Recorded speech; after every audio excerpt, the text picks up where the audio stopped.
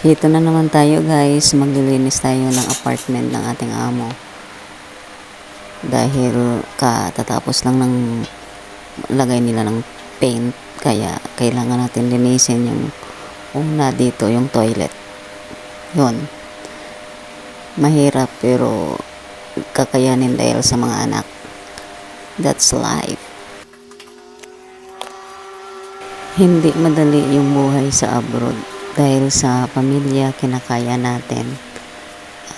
Anyway guys, I'm here at Albania.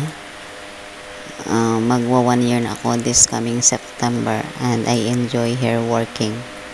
For the toilet that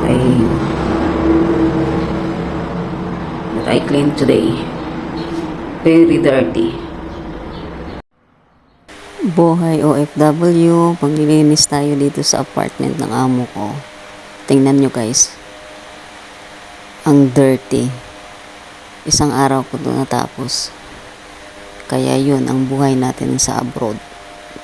Buhay OFW.